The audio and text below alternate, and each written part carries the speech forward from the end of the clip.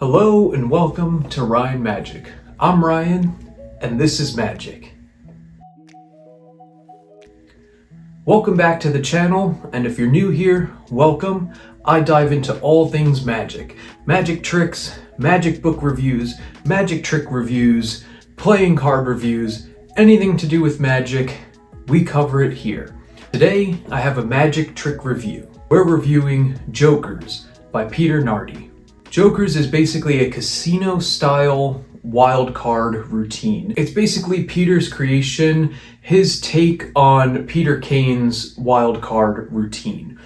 He also gives a little credit to Eric DeCamps for Jokerz Wild. I believe he had some inspiration in Peter's routining. This is a very visual wild card, not just because the Jokers are changing into a playing card, but because the backs are all different. What's really nice with this trick as well is that if you have Casino Con, also put out by Alakazam Magic, or What Happens in Vegas, Jokerz will fit so well into I think probably you could get a 15-minute routine with those three tricks alone.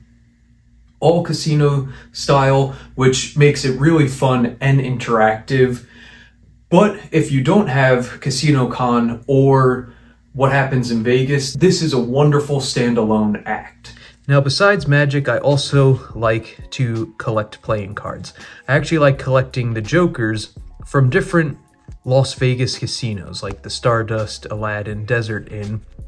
I actually have 1, 2, 3 Jokerz, the Jack, and 3 more Jokerz.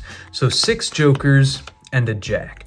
I'll put 3 face up and 3 face down, and I'll show you why it's so important to have Jokerz. Because if you just take a Jack and rub it on a Joker, you could actually make a whole new Jack. See, all you have to do is have it come close and you get another Jack. Just by touching the ink together, the Jokerz are able to take on the other cards. That's why they're called wild cards. Actually, if you run out of a card in a pack of playing cards, you can use a Joker and just substitute it for that one. So if we take the next Joker, and this one happens face down, you just go like that, and it turns into a Jack. All you have to do is touch it, and you get another Jack. This one will actually happen in your hands. So if you hold out your hand and touch it, you could actually see we get the last Jack. And that's why it's so important to always have Jokerz with you, because you can make any card that you need. So what do you get when you get Jokerz from Alakazam? You get the tuck case that the cards come in, a little description on the back of the box. You get a plastic packet wallet, which is really good quality. I really like that because this is such a great trick. You don't want to be taking out a cheap plastic packet wallet to hold these in. This adds to the presentation, and it's a really sturdy packet wallet. You're also getting the instructional download card that has the code and where to go, of course, to watch and learn how to perform this trick. And you're getting 20 cards to do the trick. This is really cool because you're not just getting 7 or 8 cards to do a standard wild card routine. You're getting plenty, so you can do a wild card routine variation that you enjoy. You don't have to do Peter's handling of wild card or of Jokerz. What's really nice with the cards as well is they are really high quality. The back designs don't look like fake casinos.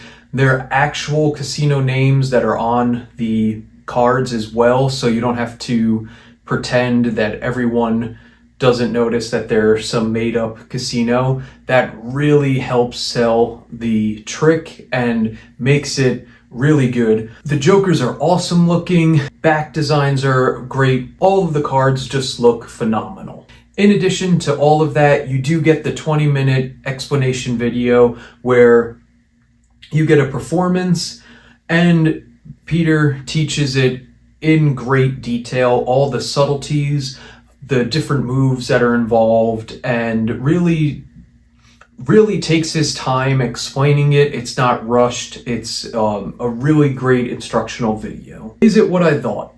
Yes and no. So it is what I thought because it's a wild card routine. If you have done a wild card routine in the past, then you know what you're getting yourself into. But you do get some nice tips and tricks from Peter, so that really helps make it new, and you might even learn a couple new subtleties or moves. It's not what I thought because the quality is 100% better than what I thought I was going to get. Again, I can't say enough good things about the quality of the cards that you get and the video and just the presentation all together. Production value. As I've already said, the cards are very well designed.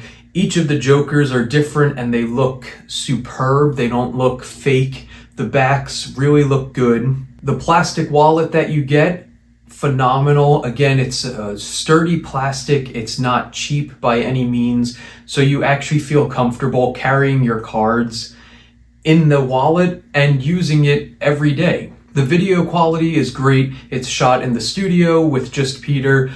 Camera angles are great. They get close-ups. So again, the production quality all around from what you receive to the instructional video is superb. Difficulty level, I would say, is for a beginner.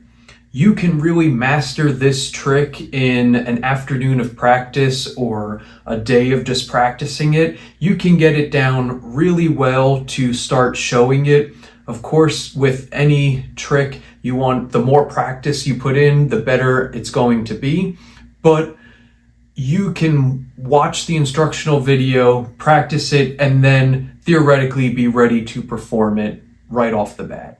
Pocket space is minimal. It's however big the plastic wallet is. Positives. Again, great quality. That's a huge deal. I really like that it doesn't look fake. These look like real casinos because they are. The Jokers look great. Just the whole quality is amazing. The explanation is really good. Peter Nardi does a very good job explaining the moves he uses, breaking down the subtleties, the different counts that are involved there. So at the end, you don't have questions. You're able to perform this. You watch the explanation a few times through. It is only 20 minutes, so you can definitely watch it 2 to 3 times and you'll be far beyond ready to perform this effect. What is nice too is you're not limited to Peter's routine. He teaches his routine, but if you have your own, you can do that. If you want to come up with your own, you could also do that. They give you plenty of cards to perform Peter's routine, and then if there are other wild card versions that you perform, you can use these cards as well. Another positive is this routine's really well with Casino Con and What Happens in Vegas. So I really love that Alakazam does this. They took into account, if people are getting Casino Con, how can we make another trick work well with that? So you don't need too many different things. It all looks cohesive. All of it goes together. The Jokers that are involved in Casino Con work for Jokerz. So there's no discrepancies there. I really like that you get a lot of bang for your buck. You're buying Jokerz, and if you end up getting Casino Con or What Happens in Vegas, they all go together. It doesn't feel like you purchased 3 separate tricks. It feels like you're purchasing an act, which is really, really nice because we don't want something that just is going to end up in our magic box that we don't touch. This is going to be real life applicable tricks that you can go out and perform, and they're cohesive, so you could really design a nice routine around this. Another positive is there is a way to end clean where everything can be examined, which I really, really enjoy. The negatives, These were a little bit hard to come up with as I really couldn't find too many. The only negatives that I came up with were maybe including an additional handling would have been nice, but again, not really that negative of a thing. Another negative would be that Peter mentions how you can end clean, and he touches on it briefly, but doesn't really give an explanation of how to get in there. More so, just if someone asks to see the cards, you can show them. It would have been cool to see him explain maybe a way to clean it up and then show the cards to be examined without having to be asked for it. That's just my opinion. Again, not a huge negative. Is it worth it? 100% this is worth it. It should be added to your cart and purchased as soon as possible. If you do already do a wild card routine, you may not get a huge benefit from it, but I would challenge you to still look into this and learn it, because with all the different casino backs, that adds a layer, the different Jokerz and how it can routine smoothly into 2 other effects is a plus, a huge plus that I think if you're doing a wild card routine, you may want to switch over to this one. Out of a 5 wand rating, I would give this 5 wands. This is a 5 out of 5 wand trick for all of the positives that I mentioned, and really struggling to come up with any type of negative that would knock it down a peg. This is a wonderful effect. Peter crushed it, and Alakazam crushed it with the presentation and the video and the whole presentation of this effect. So since Wildcard has been such a popular plot in the Magic community, I wanted to add in some fun facts for this week's review. The earliest Wildcard plot I was able to find goes back to 1910, and it was by Hoffinser. Then in 1949, Paul the Paul had a routine that 5 red-backed cards and 1 blue-back card turned into 5 blue-back and 1 red-back card. In 1958, Brother John Hammond came out with a routine that 9 black cards and 1 red card turned into 9 red cards and 1 black card.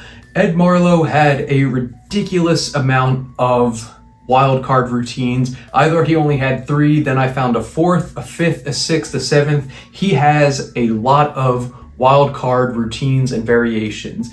He started in 1968 is what I was able to find with Marlowe's wild card, wild selection, and wild pursuit. Then in 1971 he had a wild deck. 1974 he had some wild card routines. Then in 82 he came out with an ungaffed option and a business card wild card. In 83, the blanks were then examinable. Then in 92, he added in the ORAM subtlety. Derek Dingle also had an impromptu version where one suited card was there amongst blank cards, and then the suited card turned blanked while the blank cards duplicated the suited card. Peter Kane's version didn't hit the scene until 1973, and that was with Wildcard Plus. Frank Garcia also contributed a lot to the Wildcard plot. He had a lot of them available. Slidini even got on the train, and there's a Juan Tamarez version out there, and it is still something that's being created up until this day. So there have been non-gaffed versions, gaffed versions, rough and smooth versions, impromptu versions. This is a very popular plot amongst the Magic community, and I am loving it. I love the Wildcard plot, so I hope you enjoyed this little fun fact section. Thank you for tuning in to this week's episode of Ryan Magic. If you haven't yet subscribed to the video, make sure to hit that subscribe button and like this video. Share it with as many people as you can, because that will help me out and I would appreciate it so much. And I'll catch you on the next episode of Ryan Magic.